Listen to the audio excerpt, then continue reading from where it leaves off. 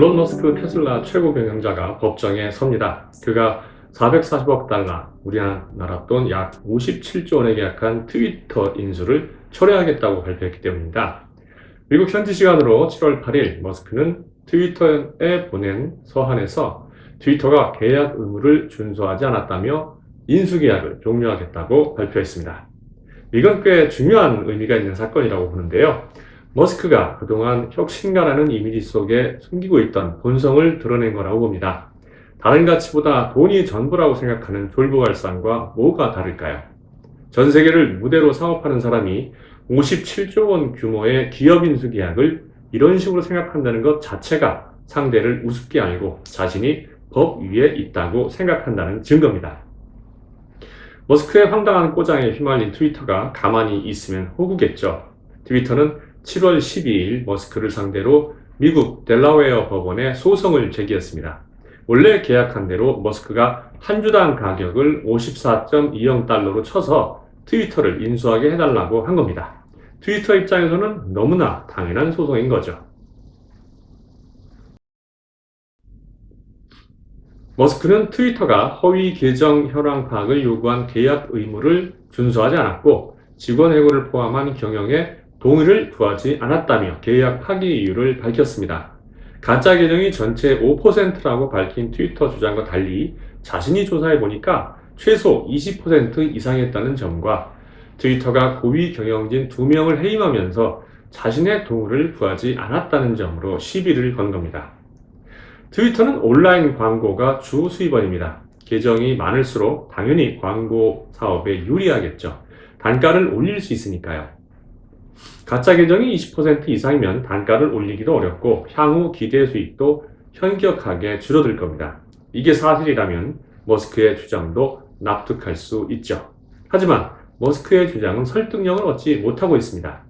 계약을 파기하기 위해서 가짜 계정을 들고 나왔을 뿐 진짜 이유는 다른 데 있다는 겁니다. 머스크가 트위터 인수 계약을 철회할 것이라는 기미는 이미 계약 체결 후부터 감지되어 왔습니다. 머스크가 인수 계약을 체결한 후 트위터의 스팸 계정이 생각보다 많다며 지속적으로 불만을 표시하는 장면을 본 사람들이 많았거든요.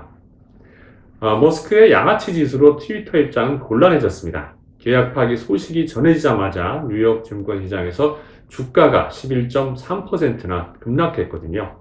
머스크 인수 가격인 주당 54.2달러에 60.2%에 불과한 32.65달러로 떨어진 겁니다. 전반적인 나스닥의 약세로 테슬라 주식 역시 6.55% 떨어졌습니다. 열받은 트위터가 소송을 걸었으면 잠자코 넘어갔으면 좋으련만 머스크는 오히려 트위터를 조롱하면서 이를 더 크게 만들고 말았습니다. 머스크는 재판에서의 승리를 자신하고 있지만 전문가들은 오히려 그가 패배할 것으로 예상하고 있습니다. 머스크는 5월 13일 자신의 분석 결과에 따르면 가짜 계정이 20%에 달한다며 이에 대해 해명을 하라고 트위터에 요청했습니다. 심지어 자신이 트위터에서 내부 정보 접근권을 얻어서 가짜 계정 비율을 추적했음에도 수치 확인이 불가능했다며 이런 상황은 심각한 계약 의무 위반이라는 겁니다. 파라그 아그라왈 트위터 CEO는 머스크의 이러한 주장에 대해서 트위터의 분기별 스팸 계정 비율은 2013년부터 줄곧 5% 미만을 유지하고 있다며 아주 강한 불쾌감을 표시했습니다. 트위터의 일간 활성 이용자 수는 2억 3천만 명 정도인데 트위터는 이 중 1,150만 명 정도를, 머스크는 4,600만 명이 가짜 계정이라고 맞서고 있는 상황인 겁니다.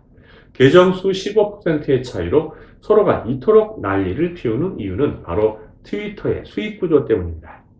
트위터의 수익은 광고 매출이 대부분인데 2021년 매출은 50억 달러였습니다. 이 중 90%를 광고에서 얻었고요. 가짜 계정 비율은 광고 단가와 또 매출과도 직결되므로 가장 중요하고 인수에서 민감한 부분이 될 수밖에 없습니다. 더구나 머스크는 트위터 인수 후에 6년 안에 매출을 5배나 끌어올리겠다고 공언한 상황이어서 가짜 계정이 이 정도로 많으면 목표 달성이 어려울 수도 있죠. 그런데 트위터의 가짜 계정 문제는 처음 있는 일이 아니라는 게 문제입니다. 2018년에도 가짜 계정이 논란이 돼서 트위터가 계정 중 6%를 자진 삭제했거든요. 머스크가 기업 인수를 앞두고 이 상황을 과연 조사하지 않았을까요? 사정을 다 알면서도 인수를 결정해 놓고 이제 와서 마치 처음인 양 가짜 계정 문제를 들먹이는 건 아무리 생각해도 이상합니다. 이런 사정 때문에 시장에서는 가짜 계정 문제는 표면의 이유일 뿐 실제로 노리는 건 따로 있다는 의견이 지배적입니다. 트위터 인수계약 체결 이후 시장 환경이 많이 달라졌습니다. 머스크의 생각이 바뀐 건 아마도 이러한 시장 환경 변화 때문이라고 보는 견해가 많은데요. 4월 이후에 미국에서는 스태그플레이션 경고가 떴고 또 급격한 금리 인상이 있었죠. 트위터, 테슬라가 포함된 나스닥은 지금 현재 급락세를 보이는 중입니다. 인수 체결 당시 13,000선이었던 나스닥은 10% 넘게 급락했으며 인수 금액 절반 이상을 자산담보대출로 감당하려던 머스크가 부담을 느낄 만한 상황입니다.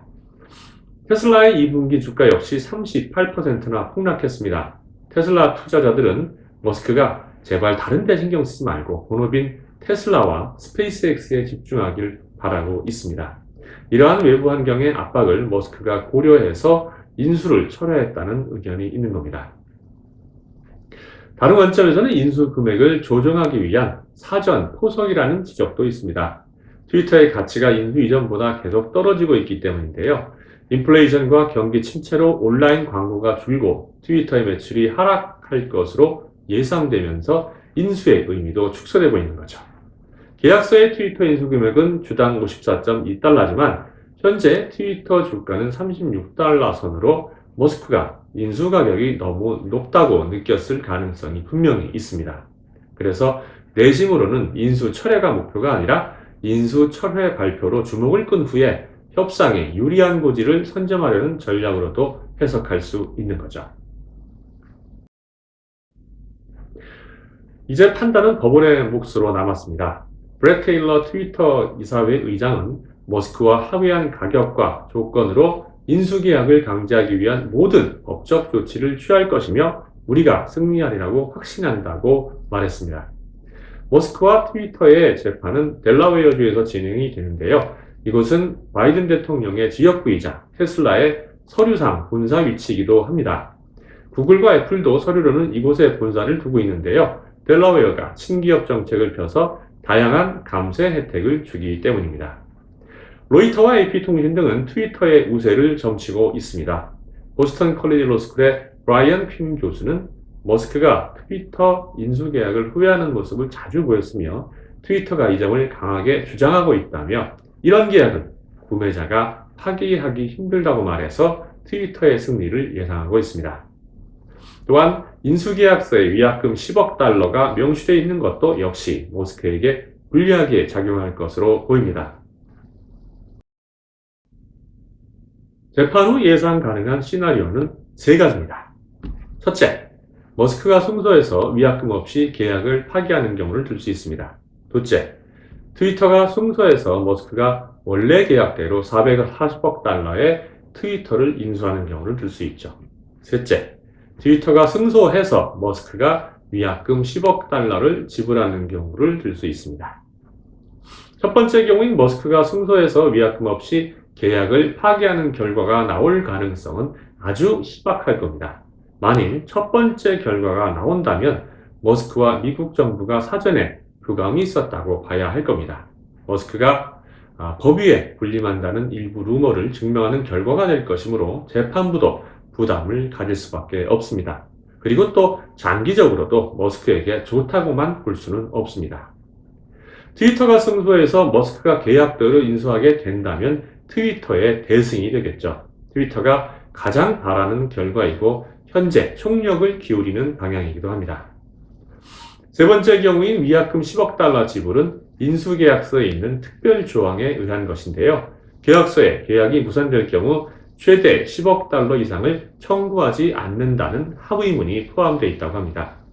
1조 3천억 원이 넘는 위약금을 받으니까 트위터가 남는 장사를 한 셈이라고 할 수도 있지만 현재 상황을 고려해보면 그렇지도 않습니다. 트위터가 인수 당시보다 주가가 크게 떨어진 데다 온라인 광고 요청이 줄고 있어서 향후 전망이 좋지 않다는 게 문제입니다. 주주들 입장에서는 인수 계약대로 프리미엄을 받고 트위터를 넘기는 게 최선이라고 보고 있는 거죠. 인수 계약으로 받을 수 있는 57조 원과 위약금 1조 3천억 원을 비교해 보면 트위터가 왜 집요하게 강제 이행을 요구하는지 알 수 있습니다. 이 때문에 트위터 이사회가 만약 머스크에게 10억 달러만 받고 계약을 취소한다면 오히려 주주들에게 소송을 당할 수도 있다는 전망이 나오고 있는 실정입니다. 트위터로서는 위약금만 받게 된다면 승리하더라도 상처뿐인 영광만 남을 가능성이 높습니다. 스팸 계정 문제가 다시 부각되면서 이미지에 엄청난 타격을 받은 데다 인수계약마저 파기된다면 임직원들의 사기는 더 떨어질 것이 뻔하기 때문입니다.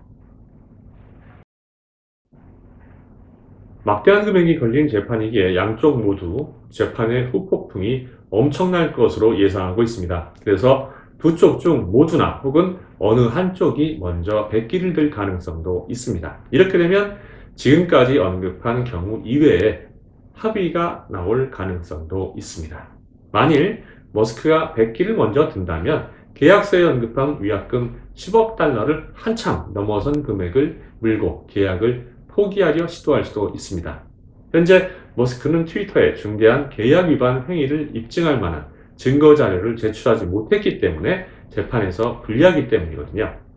반면 트위터 내부에서 경영 악화가 더 심해지기 전에 손해를 보더라도 머스크에게 지금 파는 게 더 낫다는 내부 합의가 이루어진다면 원래 인수 금액인 440억 달러 이하로 조정을 시도할 가능성도 없지 않습니다. 침몰하고 있는 배에 그대로 머물다가는 죽는 게 뻔하니까요. 서로 눈치를 보면서 누가 어디까지 인내할 수 있을지 참으로 흥미로운데요. 어느 쪽으로 결론이 나든 구경하는 제3자에게는 당분간 이보다 더 재미있는 드라마가 없을 것으로 보입니다. 조선시대의 거상 임상옥은 아버지에게 들은 말을 평생의 상도로 알고 지켰다고 합니다. 장사란 이익을 남기기보다 사람을 남기기 위한 것이며 사람이야말로 장사로 얻을 수 있는 최고의 이윤이다. 신용이야말로 장사로 얻을 수 있는 최대의 자산이다. 이 문장에서 임상옥이 조선 최대의 거상이 될 수 있었던 비결을 배울 수 있습니다. 한때 혁신가이자 도전가로 알려진 일론 머스크가 트위터 사태로 보여준 모습은 너무나 실망스럽습니다. 긍정적인 이미지로 자신을 세탁해왔지만 그 밑바닥에는 신뢰보다도 돈을 더 중요하게 생각하는 천민 자본주의를 품고 있다는 사실이 밝혀진 셈이거든요. 그가 이번 위기를 무사히 넘긴다고 해도 앞으로 어떤 회사가 그에게 회사를 넘기려 할까요? 이번 재판에서 최선의 결과를 얻어서 인수를 철회할 수 있다고 해도 머스크는 기업가에게 가장 중요한 신뢰를 잃은 것이고 최악의 상황에서는 돈도 신뢰도 명성도 모두 잃게 될 것입니다. 머스크와 트위터 사태를 보며 사업의 기본을 다시 생각해보고 임상옥의 상도를 곱씹어보는 계기로 삼으면 좋겠습니다. 이상 마인드 오픈했습니다.